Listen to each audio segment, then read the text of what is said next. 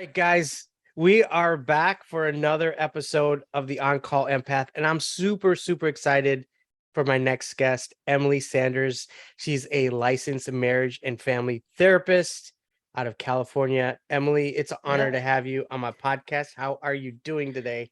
I'm doing so good. I'm stoked to be here. Thanks for having me. Absolutely.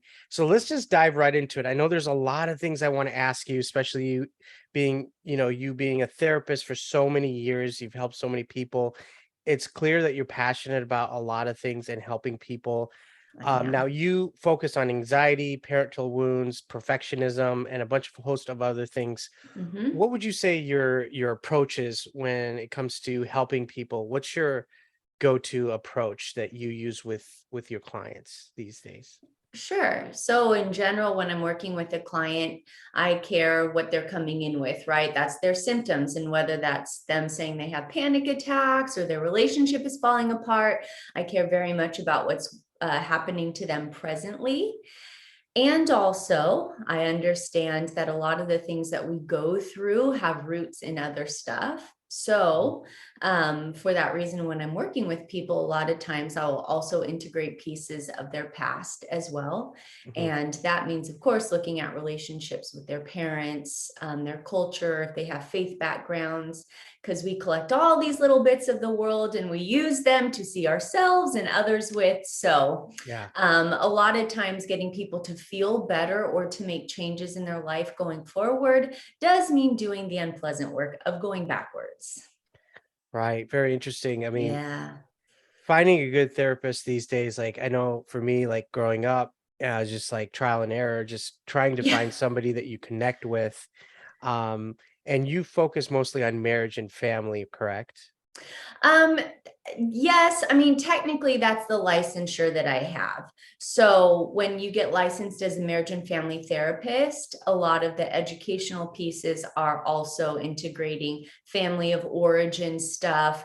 If somebody is going to grow as an individual, ideally, if there's going to be lasting change, we're also wanting them to grow relationally. And Okay. so that's kind of the approach. There's different licensures that you can have, like a clinical social worker or licensed professional counselor. Hmm. So that's just the licensure that I hold. But I do primarily individual work, but I do Gotcha. couples and sometimes family stuff too. Yeah. Gotcha. Gotcha. Yeah, but to your point, finding a Yeah. good therapist is tough. It took me 4 tries. No, I Yeah. tell you, like I've been through so many, and it's just like when you find somebody, you want to hold on to that person as long as you Yes. can. And then unfortunately, when I was growing up, there was this great gentleman that I was seeing, and unfortunately he moved out of state and I just Mm, couldn't connect. And I think connection is a very big thing. And I know a lot of yeah. empaths that are tuning in today, they identify as also being codependent, and they come from Mhm. abusive like households, like families or a relationship where they're divorced or whatnot. So I want to just kind of get right into it because I know Yeah. a lot of people are wondering, especially from your experience, why do so many, I guess, abusers keep going back to this same type of cycle that's I don't know if it's familiarity. How do we Mhm. break this cycle in your case? Like if somebody came to you and says, "Look, I'm stuck in this relationship or I had a bad relationship. How do I get myself out of this mess?" Mhm. Well, the sad thing is to honor how really challenging it is. And there's a lot of times that, we house two feelings at the same time, which is I want out and also, but what if I tried one more time? Or what I hear a lot is, well, what if I turn this person into a great partner and then we break up and Yeah. someone else gets all my hard work? I hear that a lot. Um, or there's a lot of people, I think we can have these wounds and feelings of not good enough or this compulsion to help others, and that can get really reenacted in abusive relationships. Mhm, And yes, it's not a solid one-to-one equation, but yes, many people who are in abusive relationships, yeah, they've experienced abuse in the past. It's mhm. familiar, and there's a lot of a lot of theories that say what is unfinished business from our past, we find people going forward that we can recreate this same scenario and Uh, see if we can get a different outcome. And good heavens, that bites us in the butt. totally. Yeah, yeah. Very interesting, because that's one of the things that I see people when they write in. It's like, I've been with this person, or I just got, divorced, and I'm just trying to make sense of my life. Mhm, But overall, like, just in the state of overall in the world today, it just seems like mental health is something that isn't taken as seriously as we should in society, mhm, especially after this pandemic in 2022. There are a lot of people that say that they have PTSD. They just don't feel like themselves again. They're just sort of just existing and living. In your opinion, what could you say to these people to make sense of this particular times that we're living in? Because it just seems like just even the average person that may have not had any trauma growing up is now facing mhm. these hardships. Yeah, well, there's something about stress that ends up revealing, how we're resilient or not, what coping skills are present or not. And there's a lot of people that do relatively well. And then when they face, a certain type of stress, it reveals just a part of them that still needs to grow or Mhm. needs support. And so here you face this pandemic and a lot of Yeah. social unrest. And it's not just people facing their individual struggles, but now there's a collective struggle that rests on all of us. And so everybody is feeling the pressure and struggling. And the good thing about stress actually is it forces us to change and adapt.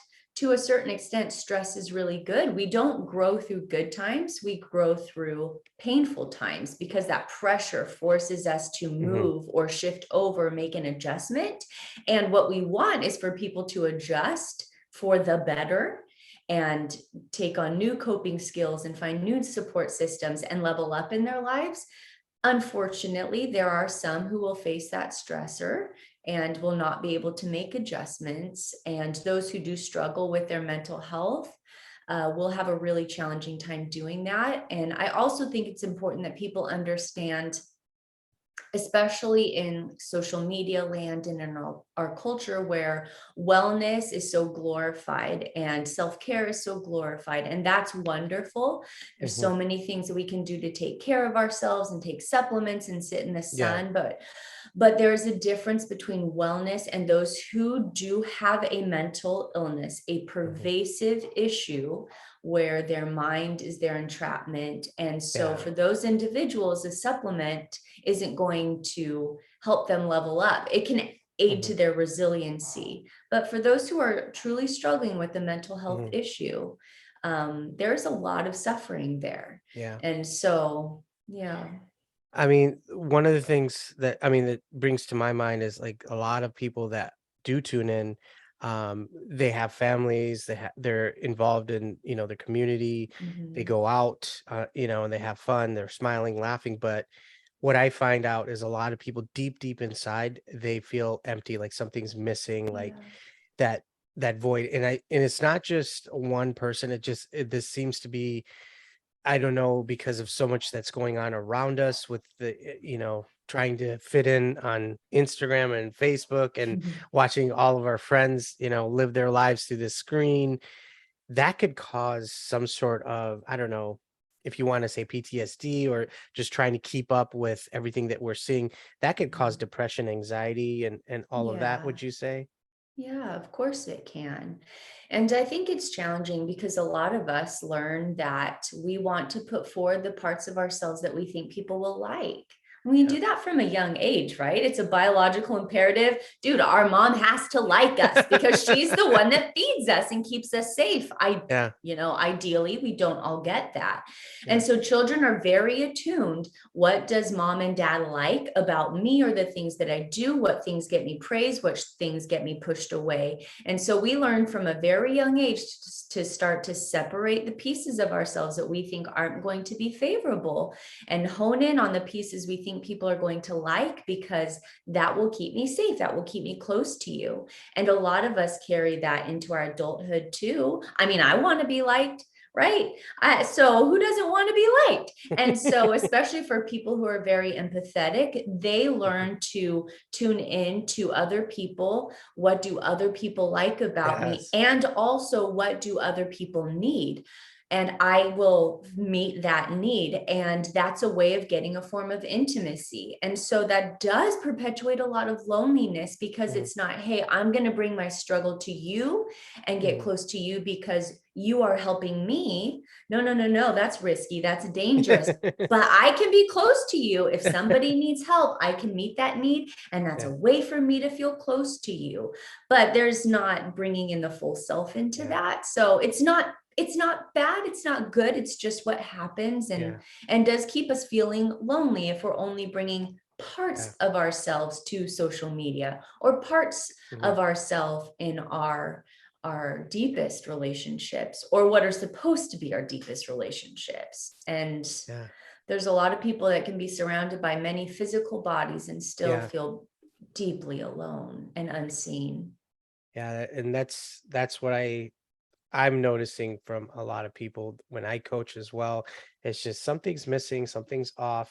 Yeah. Now, just kind of going another direction here is like boundaries and saying what you need, asking for what you need. These are some of the things that I feel like a lot of empaths struggle with. So Mm-hmm. this is something that I think that's talked about a lot on Instagram and social Mm-hmm. media and Facebook.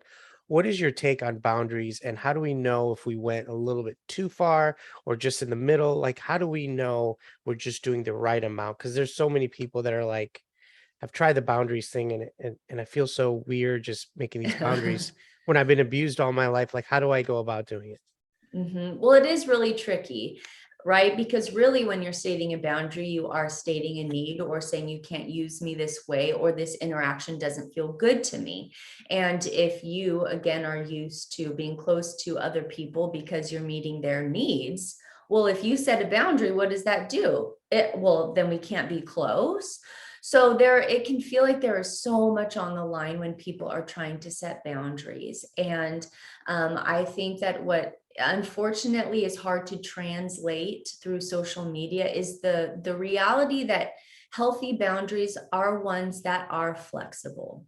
And so not every relationship even necessitates the same kind of boundary, because not everybody in this world is out to use us, but some people are. And Yeah. so it can be challenging to figure out with whom do I need to set what, or what season of life requires what boundaries. Mm. For example, you can have a mother that just has a new baby. Maybe in her few years leading up to her life, she had tons of time to do like community work or things like that. But when she has a new baby, what? She has to start saying no, because her priorities have to shift for a Yeah. season. The child will grow and she may be able to open up parts of her time again. But for people who have been abused and repeatedly taken advantage of, they may need to go through a period where they set very rigid boundaries and to protect themselves and rebuild their heart, right? Create that boundary for a season. And as they start to repair themselves, they can start to take down their walls as they're Right. practicing trusting themselves. Because a lot of the issue, too, is the lack of trust in myself, right? Okay, Yeah. I thought I had a good read on people, and I found myself with this narcissistic man, or I found myself with this terrifying woman. I thought I had better intuition than that. So now trust in oneself is gone and trust in others is gone. And that's just really, really scary. Right. So sometimes for a season, boundaries need to be rigid, the walls need to be high and thick. And as the trust in oneself starts to get repaired, we can figure out, oh, well, this boundary is needed here and I need this here. Actually, you know what? I can relinquish here. And so it Mhm. takes practice. It takes Yeah. practice, but Practice makes perfect, guys. or good enough. Practice makes good enough, Raj. Right. Yeah. We don't have to be perfect. Right. So one thing I wanted to just mainly cover also, and I think a lot of people that are tuning in are also wondering, what is the biggest thing that you see? Like, I know you've been practicing for many years as far as like failed relationships, marriages, just having somebody significant in your life. What is like the main thing that causes people to kind of drift apart? Is it lack of communication? Is it money issues? What do you say is like the biggest thing that kind of breaks the relationship Mhm. so people go their separate ways? Sure. So, I mean, I'll answer that from a bit of a different angle. I mean, even how we were talking a few moments ago about how stress forces people to adjust, right? They can adapt to adjust, or they cannot adapt and Right. not adjust. So for couples, a lot of people come in and say, we're fighting about money, or we have a child, we don't know how to parent this child, we're not on the same page, or maybe there was the death of a child. There's some massive stress, in-laws. And so it can be distracting, right? That, okay, this stressor is the bad thing. It's the money that's the bad thing. But really, it's whatever the issue is, the stress that Right. comes and lays heavily on a relationship and reveals the cracks or lack of intimacy that already exist. And Mhm. so couples that do well are able to navigate problems together. They can come together to solve a problem. They don't avoid conflict, but they also don't abuse each other or weaponize or be cruel to one another during conflict. They're able to have hard conversations together and realize, hey, after we have a Mm. hard conversation, we feel closer. Look at that. Um, there are a lot of couples too that get married, and I do see sometimes the pain of one partner growing and maturing and developing and the other partner not. Um, And that's a real source of pain, right? Because the gap starts to widen. I've sure. actually had people that say, I have to stop therapy. I'm growing, my partner isn't. I'm finding that as a result of therapy, my frustration with them is getting bigger, and I don't think they're going to change. I have to stop. And I Mm, respect that. We all have to do what we can handle. So there's mhm, various reasons why relationships mhm. struggle. I do think it's important that people understand that they need to constantly be students of their Yeah. partner. We are dynamic beings and we should be changing, right? I have couples that come in, well, she's not the same woman that I met when we were 23. Like, well, you are 45, and I really hope that your wife's not the same person.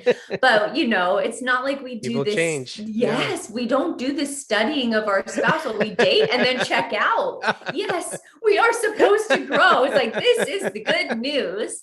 And so if we stop paying attention to our partner and how they're growing and developing, we miss information that we need, because unfortunately, sometimes we tune out information that could make us feel Mhm. closer. What a missed opportunity. And sometimes we Yeah. tune out of information that tells us that our partner is actually not safe. Yeah. And so that's really important. Yeah, that's very interesting. And just kind of wrapping up here, just based on that last response, like let's Yeah. say somebody is in a situation where it's like a lost cause, like they just got to that point. There's a lot of resentment and Mhm. maybe there's some anger. And over time, these frustrations may manifest in other ways. It could be through our body, our mind, like pain, migraines, all of this is like connected. Mhm. What is your thoughts on that? Like if unchecked and somebody holds a grudge, or let's say they're angry at their partner and they hold it in and they don't have Mhm. outlet, like going to you or taking it out, or going to talk to someone about this, what happens long term if somebody just keeps this in for years? That affects everybody, the kids, the family, I would It imagine. does. Yes. Yeah. A lot of times it can manifest as very passive aggressive behavior.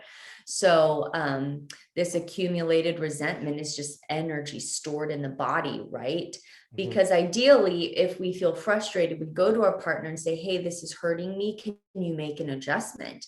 Mhm. And sometimes our partners will make the adjustment, and that's wonderful. Right. For others, one partner can beg the other partner, please change, and they don't. So rather than asking, they quit asking and they just start to harbor their frustration. And yes, it's heavy on the body. It fizzles out in little different ways, again, like sarcastic behavior Yeah. or jerky movements. You're slamming cupboards or gasping, Yeah. taking Yeah. cheap shots. And then I'll also hear a lot too, as soon as I hear him chewing, like I just 0 to 100, people find themselves just getting enraged at the drop of a hat by little tiny things. So Mhm. it is hard to hold that resentment. And so many individuals, especially ones who deal with codependency, they get stuck in this place of, well, I'm waiting for my partner to change. They won't change. They won't change. Please change. Please change. They've been asking for years. At this Mhm. point, you have your answer. They're not changing, Mhm. but that person doesn't want to have to own that they're the ones Mhm. that may have to make the big change and to leave. Mhm. And so it's so much easier to stay and beg our partner, please be better so I don't have to make a hard choice. Yeah. Yeah. And I mean, I think that is one of the most painful questions that we have to face when we're in a relationship that isn't working, which Mm. is, at what point have I been asking? I see no change, and that's my answer. I I Yeah. I And don't know. Ugh, then there's heavy. the pain after you leave them. That can be Mhm. as bad as being with that person for the first, I would imagine, couple months, just trying to make sense of it and getting used to your life. Like, I know there's trauma And bond. sometimes years, Yeah. sometimes years. But people get stuck in playing the short game versus long game, right? If you're in a relationship, especially one that's abusive, guess what? There's pain no matter what you pick. Mhm.